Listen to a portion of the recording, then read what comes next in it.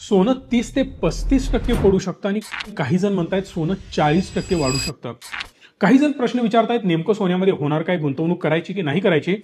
तर काही जण म्हणतायत की जगभरामध्ये सोनं एवढं वाढत नाहीये, पण भारतातच सोन्याचे रेट एवढे का वाढतायत, नेमकं याच्या मागे काय कारण आहे. काही असे खुलासे करणार आहे की बघून तुम्हाला धक्का बसेल याची खात्री मी तुम्हाला देतोय. फक्त कुठलाही पक्ष, कुठलाही नेता मध्ये आणू नका.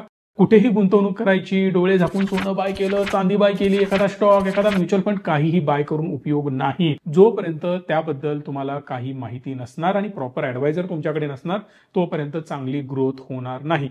जर मला एका देशामध्ये दुसऱ्या देशासोबत व्यापार करायचा आहे, हा देश म्हणाल मला या वस्तू पाहिजेत, हा देश म्हणेल या वस्तू विकायच्यात, हा देश या देशाला वस्तू देईल आणि याच्या बदल्यात हा याला काय देईल, पैसे देईल, करन्सी देईल. ही करन्सी कुठली असते तर US डॉलर असते.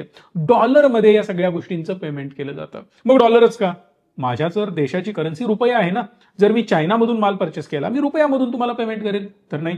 तर जगभरामध्ये अप्रूव्ड करन्सी प्रत्येक देश डॉलरमध्ये करन्सीमध्ये पैसे घेतो. जर डॉलर करन्सीमध्ये हे पैसे घेत असेल तर इतर देशांना सुद्धा डॉलर रिझर्व्ह मध्ये ठेवावे लागतात. आता हे रिझर्व्ह का ठेवावे लागतात तर प्रत्येक देश विचार करतो की आज मला व्यापार करायचा आहे म्हणून मी आज जाऊन डॉलर परचेस करत बसणार नाही ना. आपल्या ज्या ज्या मेन सेंट्रल बँक्स असतात, जसं भारतात कोण आहे, RBI, जे आपल्या सगळ्या बँकिंग सिस्टमला कंट्रोल करते, रेग्युलेट करते, यांनी डिसिजन घेतला की आपण रिझर्व्ह ठेवायचे, US डॉलर आपल्याकडे एक्स्ट्रा ठेवायचे. 2021 साली भारताचा रुपया 75च्या वगैरे आसपास होता, जो आता कुठेतरी 78 रुपयाला जाऊन पोहोचलाय.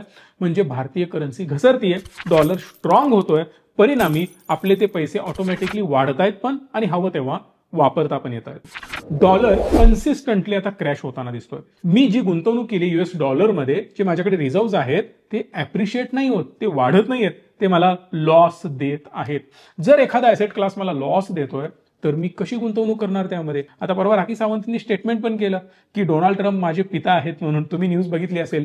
हे आपण किती महिन्यापासून बोलतोय की डोनाल्ड ट्रम्प आणि राखी सावंत काहीतरी आहे. त्यांनी प्रत्येक देशाबरोबर टॅरिफ वॉर खेळायला सुरुवात केली. तुझ्यावर 50% टॅरिफ, तुझ्यावर 100% टॅरिफ, तुझ्या लोकांना माझ्या देशात पाठवायचं नाही, तुझ्या मुलांना मी माझ्या देशात शिकू देणार नाही. हे सगळे उद्योग करून ना त्याने बऱ्याच देशांना आपल्यापासून तोडायला सुरुवात केली आणि परिणामी त्याला वाटत होतं की ते जास्त कमवतील, पण झालं उलट.